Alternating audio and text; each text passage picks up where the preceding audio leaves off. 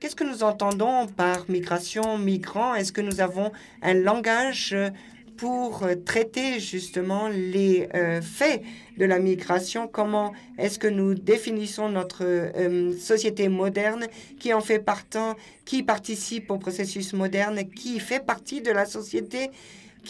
Comment fonctionnent consciemment les processus, comment les gérer, quel est le rôle que jouent l'art et la culture, et bien sûr les personnes qui transfèrent l'art et la culture et tout ce qui en fait partie.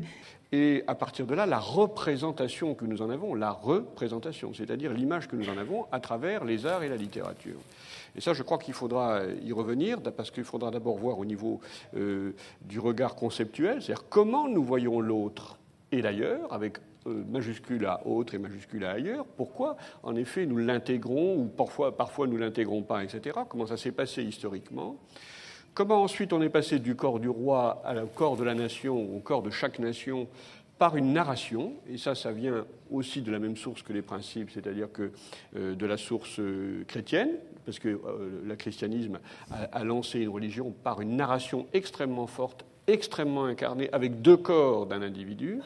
Et à partir de là aussi, qu'est-ce que nous dit la littérature sur ces différents romans nationaux, que ce soit le roman local du Guépard, ou que ce soit le roman sur la plus grande étendue qu'est Guerre et paix de Tolstoï, ou que ce soit le roman à la fois local et capital à la française du XIXe siècle, ou un autre roman sur lequel je vais vous répondre concrètement, et que je vais commencer par celui-là.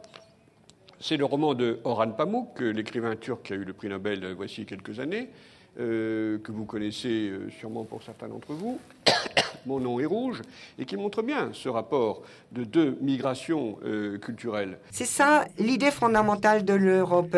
On peut devenir autre, on doit devenir autre, on peut convertir. En tout cas, c'est une spécificité intellectuelle qui est presque un paradoxe, c'est-à-dire un libéralisme de la conversion.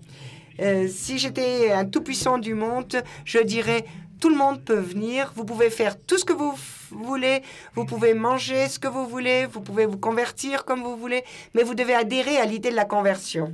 La question qui se pose, c'est de savoir qui participe, qui a accès, quelles sont les possibilités de participation et d'accès, quelles sont les possibilités de formation pour participer à la société. Et là, la question, c'est de savoir d'où tu viens. C'est une question secondaire. Et là, je crois que c'est vraiment la question fondamentale à évoquer quand on parle de la migration et de la visibilité ou de l'invisibilité de la migration. Si on regarde ces communities qui existent partout, alors on a des milieux de migrants sous forme de sociétés parallèles, de cultures parallèles, pas de recherche de communication, mais ça n'existe pas seulement dans les milieux de migrants, mais également dans les milieux sociaux moyens ou supérieurs. Qu'est-ce qui doit se passer pour que la motivation augmente en matière de participation? Nous constatons en Europe, en tout cas, deux évolutions parallèles. Nous ressentons tous les effets de la mondialisation. Tout devient international, tout devient plus grand. Et l'autre tendance, c'est l'idée de la région. Donc, pendant qu'on parle de mixité entre les cultures et les civilisations, on s'aperçoit que peut-être que de ce côté-là, quelque chose qui est un peu plus réalisé que la mixité sociale. Et ça pose quand même un problème. Autrement dit, et ça revient à ce que vous disiez très justement, ces grandes villes sont en train de devenir des vitrines culturelles.